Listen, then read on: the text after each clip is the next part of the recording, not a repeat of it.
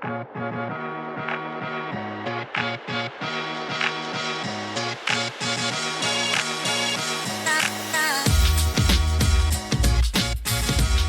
à tous, bienvenue sur Outstad, le podcast qui explore le sport sous toutes ses coutures, au plus près de celles et ceux qui le pratiquent, le regardent ou l'organisent.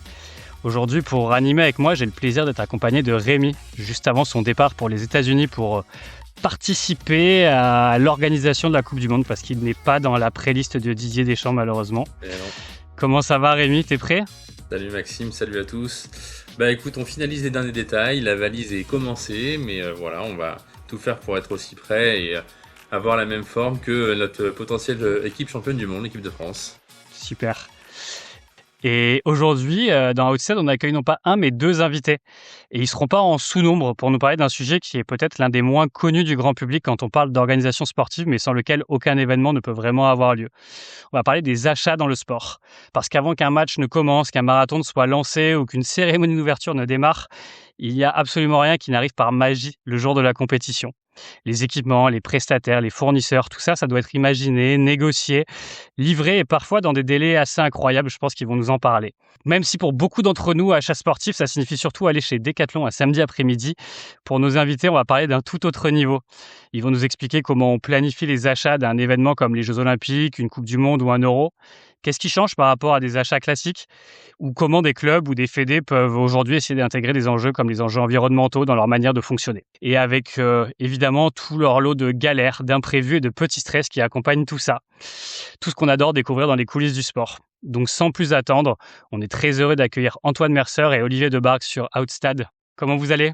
Très bien, en pleine forme. Bonjour à tous, merci pour l'invitation, en pleine forme également. Avec plaisir, on est très heureux de vous avoir.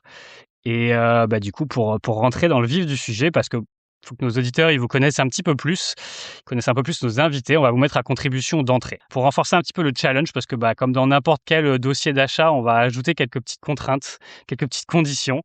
1 minute 30 pour vous présenter tous les deux. Vous vous organisez comme vous voulez pour présenter ce que vous faites, ce que vous avez fait avant, ce que vous faites aujourd'hui.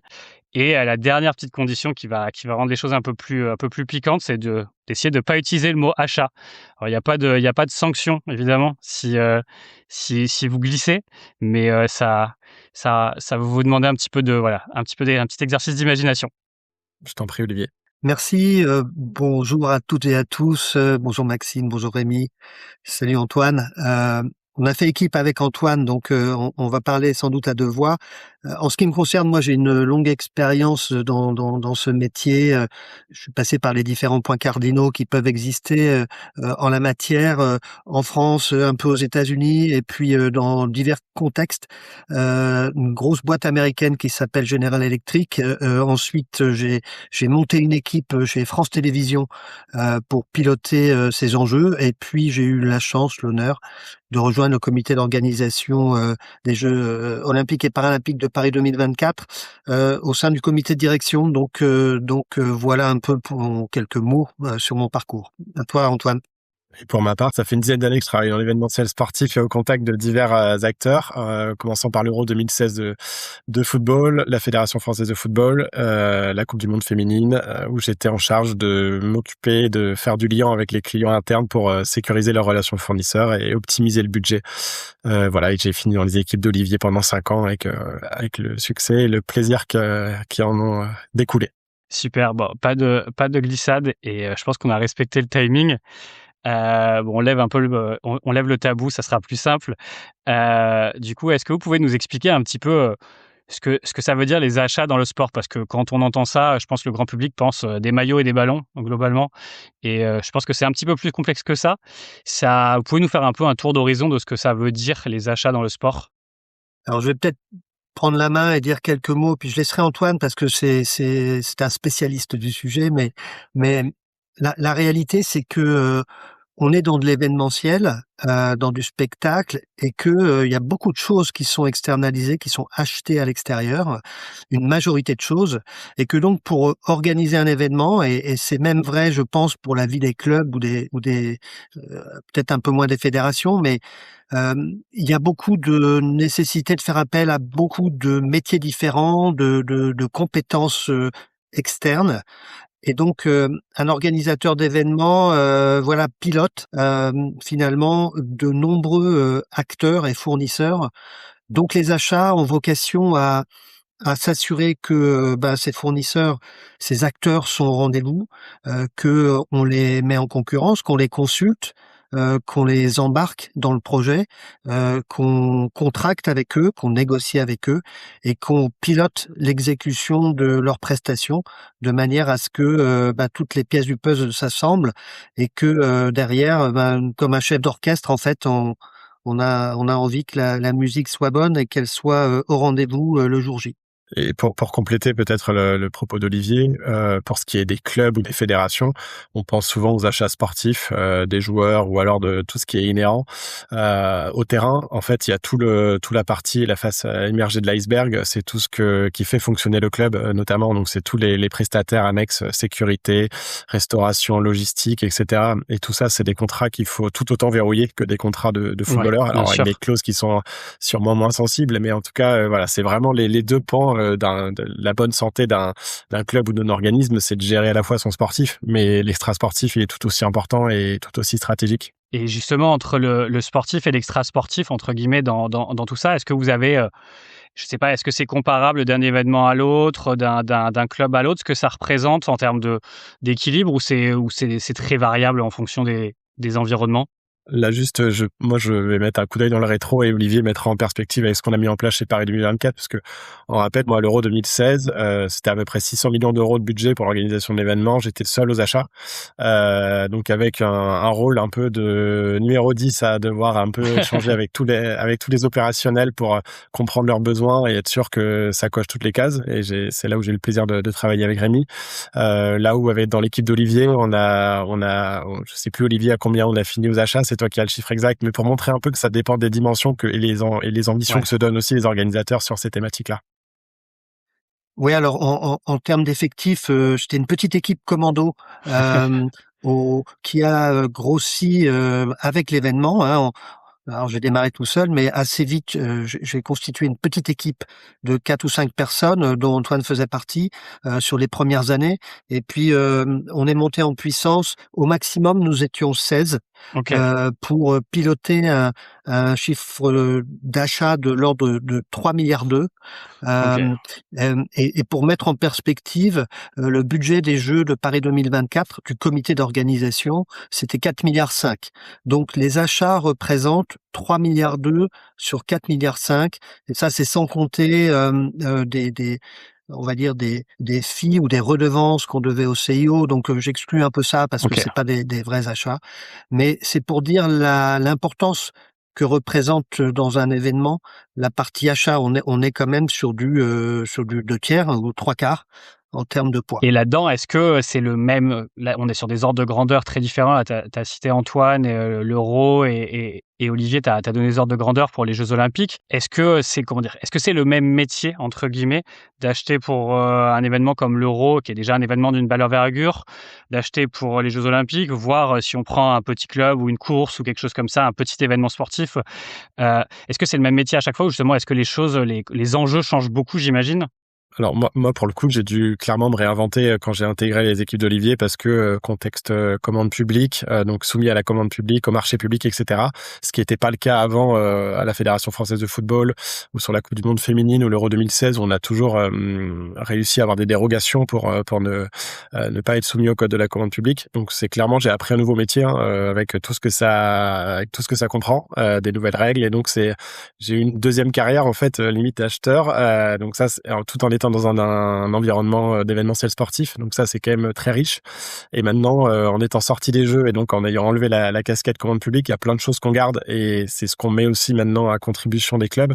Quand on met en place des process achats pour des clubs ou des fédérations qui sont pas soumis à ces régimes-là, en fait, c'est un cadre qui est très sécuritaire, et en termes de conformité, de transparence et de montrer patte blanche auprès de tout l'écosystème, c'est nécessaire. Donc en fait, il y a tout un héritage de cette expérience-là qui est mis à profit on va dire, des acteurs sportifs pour l'instant. Donc, très longue réponse pour dire que c'est pas du tout les mêmes métiers, et même si on a l'impression qu'on achète les mêmes choses, en fait, c'est vraiment pas le cas. Alors évidemment, la taille de l'événement. Les Jeux, c'est le plus grand événement au monde. Alors évidemment, c'est presque comme être dans une grande entreprise. Hein. Au moment de livrer les Jeux, nous étions 4500 salariés et un écosystème autour de nous de plusieurs centaines de milliers de personnes qui travaillaient sur les Jeux. Donc évidemment, on peut pas fonctionner exactement pareil que dans un club ou une fédé qui sont par définition plutôt des PME. Et puis la notion de commande publique, de marché public, ça influence énormément le process dans lequel on doit s'inscrire et dans lequel toutes les directions opérationnelles doivent s'aligner. Et donc ça nous amène aussi à devoir modifier des process ou mettre en place des process peut-être beaucoup plus solides, stricts que ce qui se passe plus généralement, je pense, dans le secteur de l'événementiel, qu'il soit sportif ou culturel, où on est plus sur du système D, de l'urgence, de travail en réseau, de connaissances, sans forcément remettre systématiquement en question des choix. Pour compléter sur le club, ils ont un enjeu des 3 points.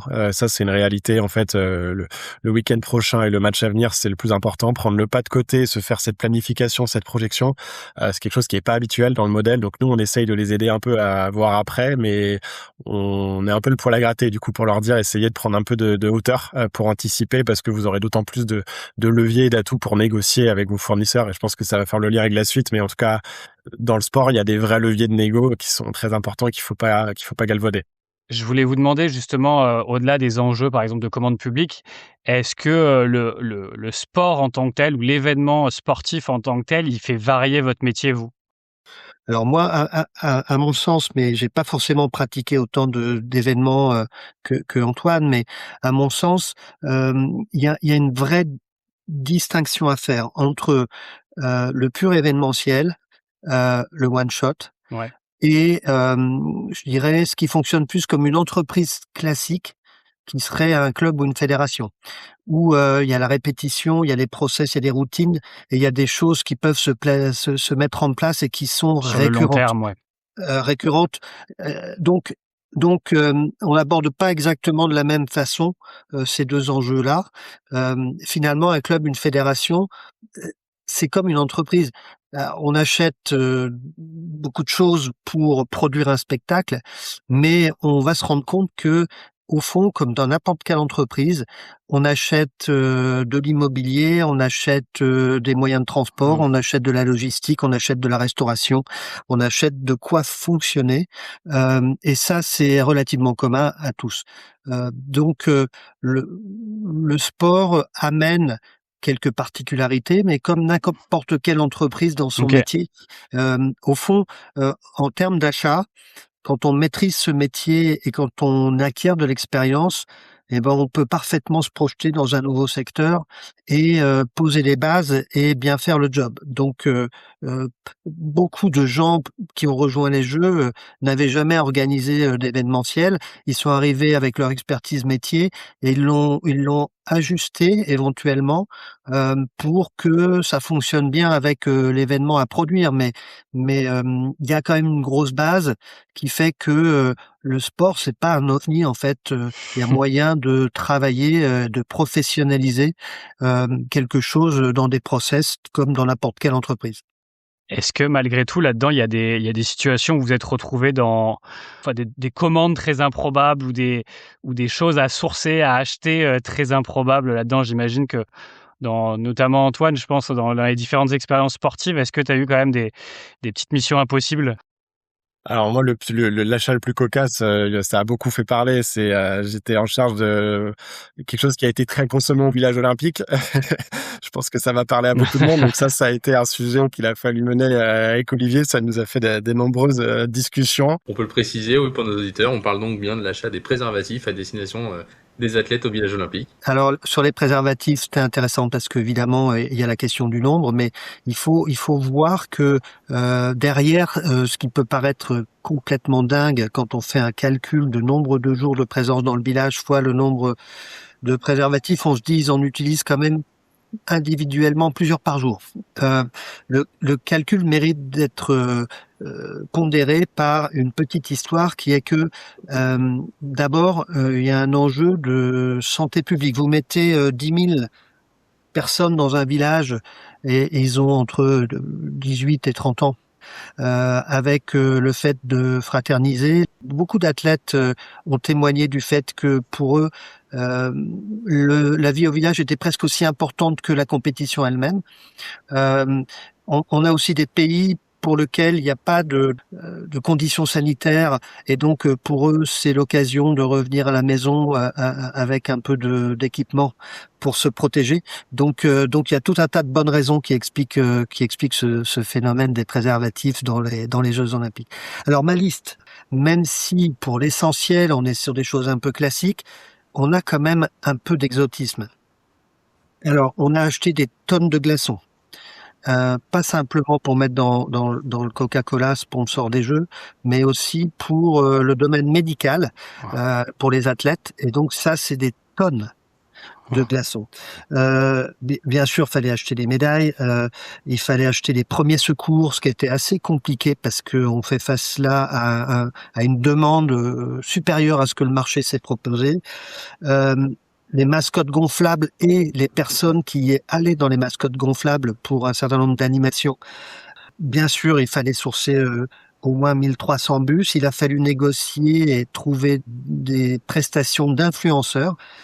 On a eu des achats de bâtons de brigadier, vous savez, les bâtons qui permettaient de frapper les 3 coups à l'ouverture des épreuves. Si vous vous souvenez, c'est une personnalité sportive ou connue qui venait taper 3 coups, comme dans au théâtre. Ouais.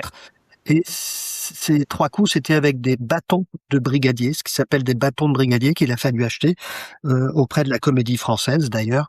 Un exercice assez complexe qu'on a eu, c'est l'appel d'offres pour les chevaux du pentathlon moderne. Parce que c'est la seule épreuve. C'est pas leurs chevaux individuels. Avec leurs chevaux, absolument. Et donc, avec un tirage au sort, ils héritent du cheval que l'organisateur met à sa disposition. Mais il faut trouver des chevaux de compétition qui soient pas effrayés par le public et qui soient capables de performer. Et donc ça se trouve pas si facilement. Et il a fallu faire un appel d'offres, notamment auprès de la gendarmerie nationale. Donc, vous voyez, qui était pas tout à fait chaud pour rentrer dans un processus de marché public, pour tout dire. Donc ça a été un exercice assez exotique.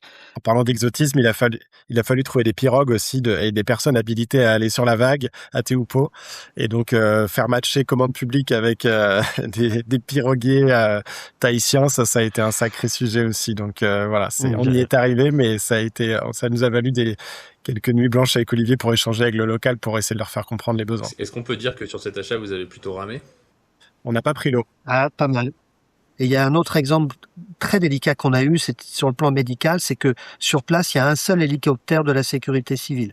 Et on avait besoin, nous, d'assurer pour la compétition, la possibilité, la nécessité de pouvoir emmener un athlète qui se blesserait avec la vague qui était dangereuse mais il y avait qu'un seul hélicoptère et une seule société qui opérait cet hélicoptère qui était lui préempté sur le côté du reste des événements qui peuvent se produire en dehors des Jeux.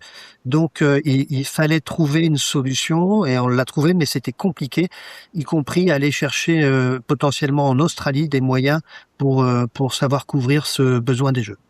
Ouais, on n'imagine clairement pas tout ça. Et justement, en fait, le milieu sportif, il change, il évolue aussi, et les pratiques avec, notamment aujourd'hui et surtout depuis Paris 2024, on voit qu'on a un certain nombre d'événements qui sont où il y a des blocs entiers qui sont externalisés, pas juste un achat d'une matière, mais des blocs entiers. Donc typiquement, on va s'appuyer sur des acteurs type ASO, type GL Events, etc. qui vont, GL Events par exemple récupère là le contrat d'exploitation du Stade de France, ASO en tant qu'organisateur de pas mal de courses, etc.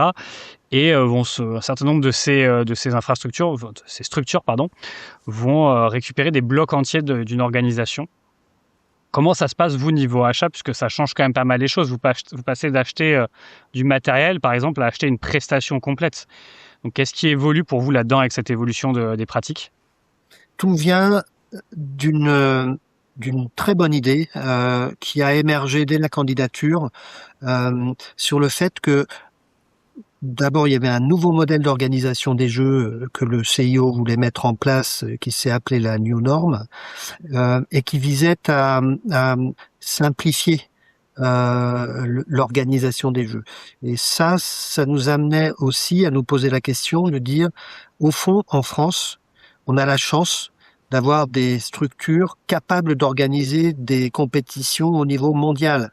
ASO est un bon exemple avec le Tour de France ou les courses sur route ou sur route, qu'elles soient à pied ou en vélo. Évidemment, on a Bercy, on a la Fédération française de tennis pour Roland-Garros. Bref, on a la chance d'avoir des acteurs qui livrent régulièrement des compétitions de niveau mondial. Et donc, le schéma traditionnel des jeux consistait à créer une équipe, un comité d'organisation qui venait ponctionner toutes ces expertises et ces compétences auprès des acteurs locaux ou internationaux pour livrer les Jeux Olympiques. Et ça provoque des effets plutôt néfastes parce que on affaiblit ces acteurs, on occupe leur site pendant plusieurs semaines et finalement après on s'en va et on les laisse affaiblis parce que leurs collaborateurs ne reviennent pas forcément chez eux. À l'inverse, la réflexion c'était de dire appuyons-nous dès que c'est possible, dès que les conditions sont réunies sur ces acteurs pour au contraire les renforcer au travers de l'organisation de cet événement et faire qu'ils sortent des jeux plus costauds et capables de revendiquer, d'organiser d'autres compétitions et d'autres événements en ayant eu l'expérience des jeux. Et pour nous, au comité d'organisation, ça allégeait un peu les équipes et on devenait plutôt des managers de fournisseurs stratégiques. Donc, conclusion, ça nous a amené à effectivement faire des contrats très importants dans un nouveau modèle, contrats de plusieurs millions d'euros en général. On en a fait 12 et ça a permis de livrer la moitié des sessions sportives, des jeux, dans ce nouveau modèle qu'on a appelé Event Delivery Model et qui est un modèle qui a fait ses preuves, qui a été salué par le CIO et salué par les acteurs qui y ont participé parce que globalement, ils en sont sortis d'abord bénéficiaires d'expérience et aussi les deals que nous avons faits ont été très équilibrés sur le plan économique. Ok. Et vous pensez que c'est des modèles qui vont se pérenniser dans le milieu du sport ? Ça, c'est une certitude parce que nous, on continue à discuter avec tous ces acteurs-là. Eux, ils en tirent que du bénéfice, comme l'a dit Olivier. Ils ont des équipes qui sont montées en compétences, ils ont des nouvelles méthodologies, ils ont des nouveaux process. Donc, eux, ils demandent que ça. Maintenant, je sais que c'est des discussions qui sont en cours. Il faut avoir aussi les moyens parce que c'est vrai que ça a un coût aussi d'externaliser à ces acteurs-là, même si on arrive à optimiser, mais c'est quand même, on donne un peu un package clé en main à ces acteurs-là. Donc, faut être en mesure de pouvoir le faire aussi. Donc, ça dépend aussi encore une fois de là où on met le curseur dans ses ambitions d'organisation. Ok. Et si on avance un petit peu sur le sujet de la négociation dans le sport, puisqu'on parlait un petit peu là des conditions, etc. Est-ce qu'il y a des spécificités à la négociation dans le sport, par exemple, par rapport à d'autres entreprises? Toi, Olivier, tu as travaillé dans d'autres environnements avant le sport. Est-ce que la négo, elle se fait de la même manière? Est-ce que le fait qu'il y ait, je pense, Antoine, tout à l'heure, tu faisais référence à la pression des résultats, par exemple, pour les acteurs sportifs. Est-ce que tout ça, ça joue? Est-ce que le fait qu'on travaille avec parfois des fournisseurs qui sont aussi sponsors, ça joue aussi? Bref, est-ce qu'il y a des choses qui viennent changer un peu les règles quand on parle de sport et de négociation? Oui, alors tu viens de le dire, la vraie différence, c'est cette notion de partenariat qui vient se mélanger un peu avec l'aspect négociation fournisseur classique. Pour le reste, et on va revenir là-dessus, mais pour le reste, non, pas le sport, c'est pas un endroit particulier en termes de négociation. Au fond, les acheteurs que nous sommes, on est des généralistes. Donc, on a de l'expertise de méthode, d'approche. La vraie différence que moi j'ai trouvée par rapport à mes expériences passées, effectivement, c'est cette notion de partenariat qui quand même, globalement, dans nos achats, représente quasiment la moitié des achats des jeux en termes Ouais, de montant. c'est très important. Ouais. très important et du coup dans ce qu'on appelle des négociations qu'on appelle monosources, notamment enfin pour les partenaires top en particulier, hein, ceux qui sont signés avec le CIO pour plusieurs Olympiades, ces fournisseurs partenaires s'imposent à nous, sauf que les deals faits par le CIO portent sur la partie revenus et ne portent pas sur les conditions d'achat des biens et services que ces partenaires vont fournir pour les Jeux, puisqu'en contrepartie de ces partenariats commerciaux, ils obtiennent le droit, lorsque ça répond à des besoins avérés d'un comité d'organisation, ils ont l'exclusivité de fournir ces biens et services. Et peut-être pour Vas-y, Antoine. Non, je voulais juste pour sortir du spectre un peu JO et prendre des cas plus peut-être plus club, parce que là nous on accompagne pas mal de clubs sur ces thématiques-là, et en fait on se rend compte que beaucoup de clubs se sentent entre guillemets captifs de certains partenaires parce que ils achètent une loge, ils achètent un encart maillot, et du coup ils se disent en fait je vais pas négocier mon contrat. Nous dans les audits on se rend compte qu'en fait les contrats de partenariat sont souvent surévalués par rapport à des prix de marché, et donc en fait les partenaires se payent entre guillemets ce contrat de partenariat avec ce petit delta qu'ils appliquent. Donc en fait c'est là où c'est particulier, c'est que il y a des liens, il y a beaucoup plus je trouve d'affinités qui se font entre des fournisseurs avec des historiques de clubs, avec des montées descentes ou des partenaires fidèles. Il faut essayer de détricoter ça pour arriver à trouver les bons leviers commerciaux. Donc ça c'est un vrai, je pense qu'on retrouve pas ça dans d'autres secteurs d'activité pour le coup. Ouais, et justement un peu en lien avec tout ça, le milieu sportif, c'est aussi un milieu, alors on va dire des scandales de corruption, etc. C'est des choses qui arrivent mine de rien assez régulièrement. C'est pas tous les clubs, c'est pas toutes les fédérations, etc. Mais c'est des choses qui font quand même des titres de presse assez fréquemment dans ces 15, 20, 30 dernières années. Est-ce que vous, depuis votre fenêtre côté achat, c'est quelque chose sur lequel vous avez un œil? Est-ce que c'est quelque chose qui pèse un point important dans votre travail au quotidien ou pas forcément? Alors oui, notre vision des achats, celle qu'on a eue pour les Jeux, elle était très ferme sur ces sujets d'éthique et de conformité. On a travaillé très vite sur des procédures vraiment strictes, mais on peut pas reprocher aux gens de ne pas respecter la règle s'il n'y a pas de règle. Donc on a tout de suite mis des règles en place, on les a expliquées. Et on savait que les Jeux, ça allait être l'objet le plus contrôlé de la Terre. On a eu quand même 4 contrôles de la Cour des comptes en 7 ans. Le dernier rapport vient de sortir, il est plutôt très positif pour ce qu'on a mis en place. Il y avait un comité d'éthique mis en place, un comité d'audit, des instances très solides qui ont travaillé à ne rien laisser passer. Donc là on s'est mis en catenaccio complet pour faire en sorte que on soit pas mis à mal sur ces sujets de réputation et ces sujets pénals. La commande publique, c'est du pénal si on respecte pas les règles. Alors, on peut dire que c'est contraignant pour l'organisation d'événements sportifs. Ça a été finalement presque une aubaine. Et j'étais pas convaincu au départ pour tout dire, mais presque une aubaine parce que ça nous a mis dans un cadre très fermé sur la manière de procéder, et au fond ça nous a protégés. Donc on a essayé d'être les gardiens de ça, et on a passé beaucoup de temps à faire de la pédagogie et à former tous les salariés, à former nos fournisseurs, à former nos partenaires, pour que les Jeux se passent dans une éthique irréprochable, et je crois pouvoir dire que c'est le cas. Et juste pour rappel, on est quand même sur de la commande publique, alors qu'on n'est pas sur un budget qui est 100% public pour le comité d'organisation. Au contraire, on est sur un budget qui est très très majoritairement privé et une petite partie de fonds publics. 97% du budget des Jeux est privé, piloté à 1/3 en gros par les partenaires, 1/3 par la billetterie, et puis 1/3 par les droits télé et les produits dérivés. Et les 3% sont plutôt de l'argent qui était mis en place sur des sujets d'accessibilité en faveur des personnes en situation de handicap.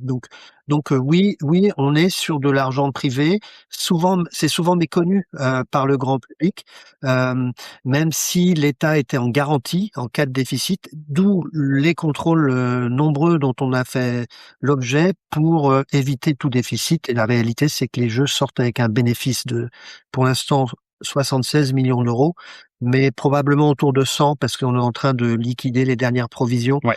Et donc, ça va être un événement. Ça n'a pas toujours été le cas pour les Jeux, mais Paris a aussi réussi cette incroyable performance de livrer des jeux mémorables dans des jeux bénéficiaires. Bien sûr. Très intéressant. Je vais passer la main à mon collègue Rémi, qui, je pense, est prêt à vous quizer, parce que c'est son objectif. Tout à fait, tout à fait.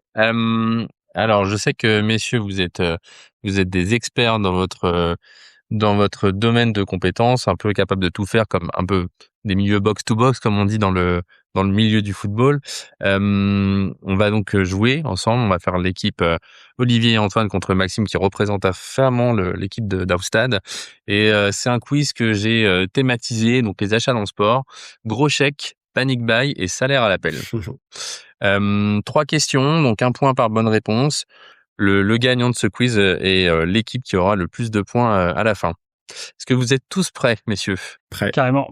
Allez, on commence avec la première question. Je vais vous parler du chèque le plus connu dans l'histoire du sport.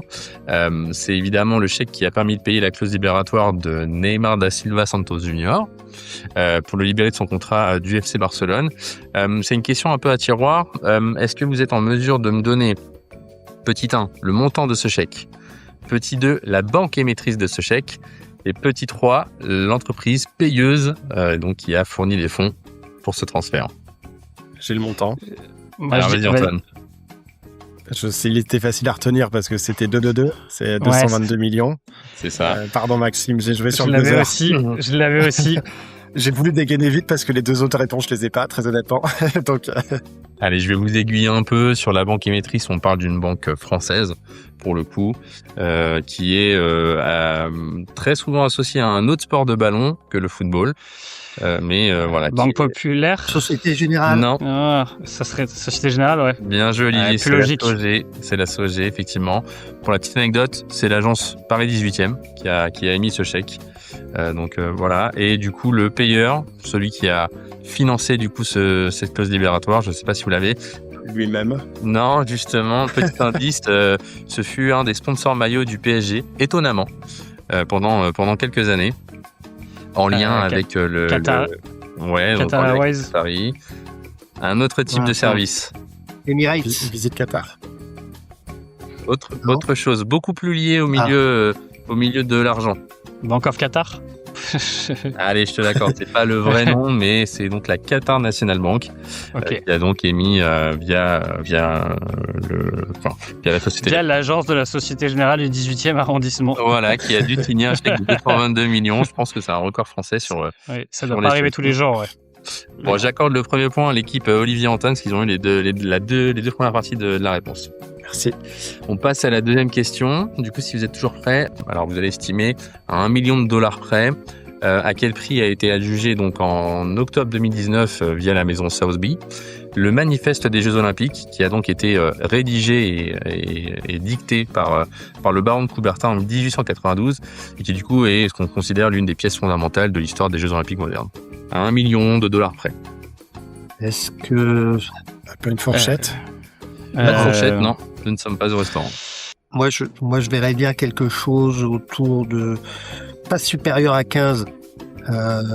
Ok. Je vois plutôt quelque chose qui est vers peut-être 12. Ok. Ah, moi, j'irai au-dessus, je pense. J'irai au-dessus, petite vingtaine. Oh, moi, je vais être plus mesuré. Je pense que je vais dire que je vais partir sur 7 millions. À 1 million près, je vais être dans ces eaux-là, je pense. Enfin, je sais pas par rapport aux ordres de grandeur, Olivier, de ce qu'on a pu vendre aux enchères au JO. On est vraiment, c'est moins emblématique, mais... Eh ben, bravo Antoine, c'est toi qui es le plus proche avec tes 7 millions. Faut savoir que ce manifeste, il a donc été vendu 8 millions de dollars. Donc, quand même un prix assez important pour une pièce de sport. Bien joué, Antoine. 2-0 c'est un métier, pour l'équipe. Ouais, c'est un métier. 2-0 pour l'équipe des achats, entre guillemets. C'est pas fini, Maxime. Tu vas pouvoir te refaire parce qu'il y a la question bonus qui vaut 17 482 points. Et je vais vous parler de quelque chose d'un peu méconnu au sein du sport, au sein du sport français et plus vraiment axé sport US. Est-ce que vous connaissez le Bobby Bonilla Day, messieurs? Aucune idée.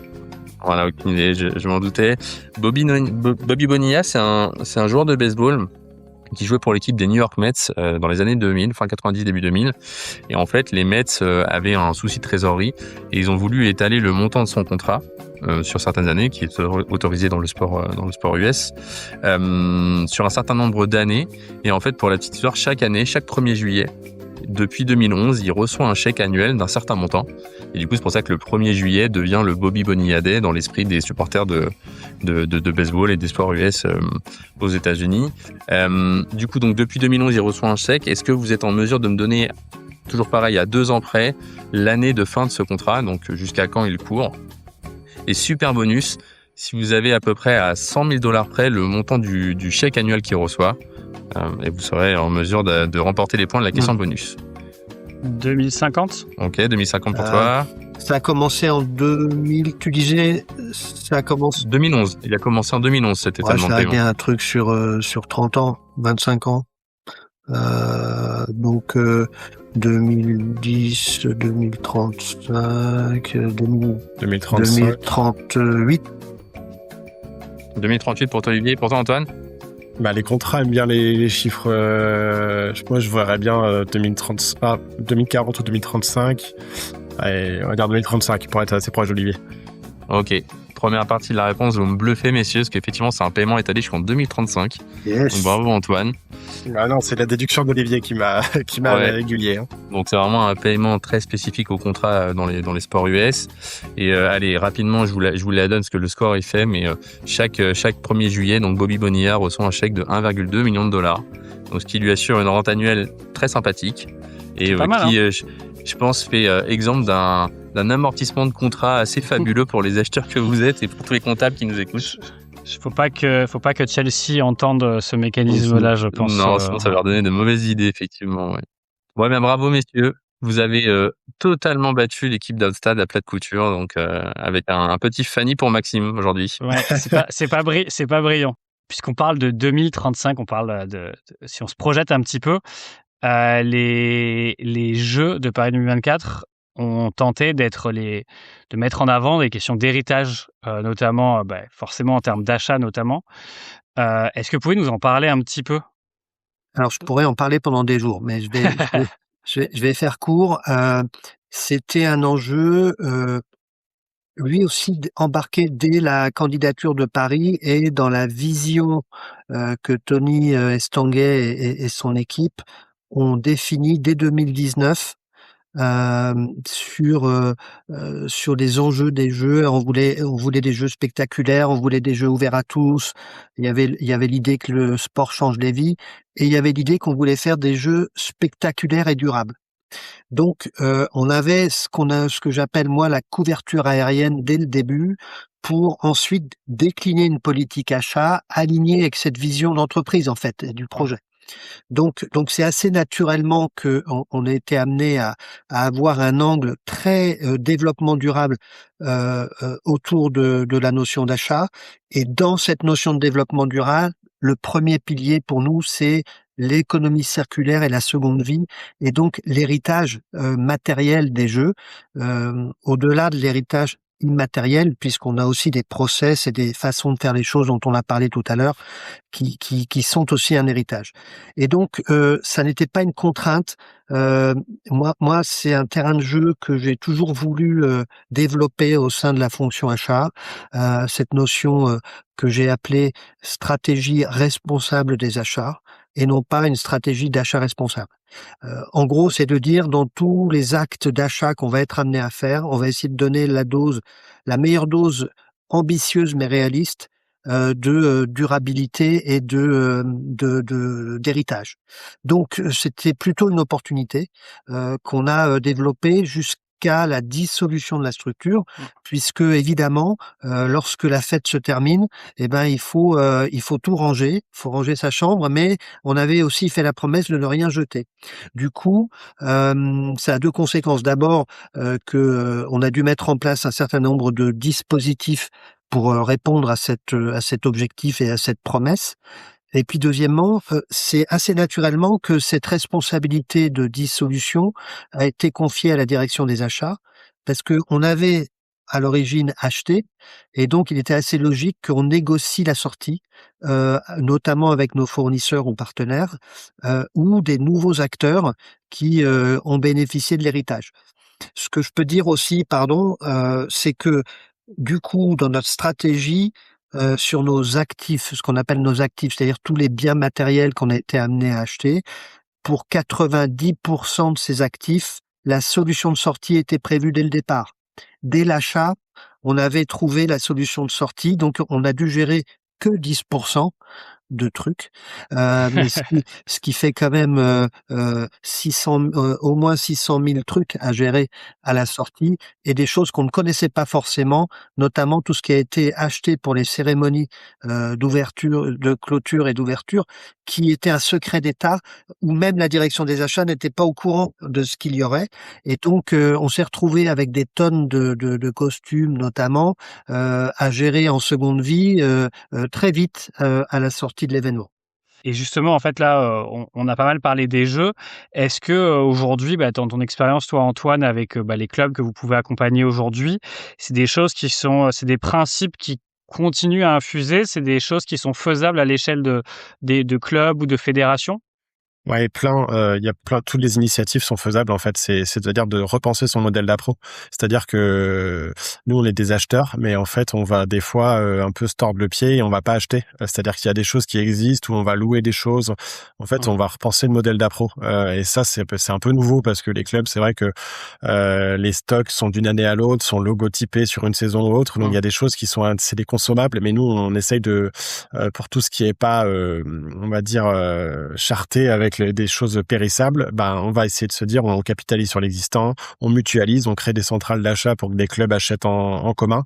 Donc nous on essaye de faire travailler aussi le côté régional de clubs, parce qu'en fait les fournisseurs ils sont pas concurrents en fait sur ces types d'appro, ils sont concurrents sur le sportif, mais ils sont très à même de discuter. Donc nous c'est ça, c'est de créer des passerelles entre les clubs pour acheter en global, pour faire baisser les coûts, faire des économies d'échelle, etc.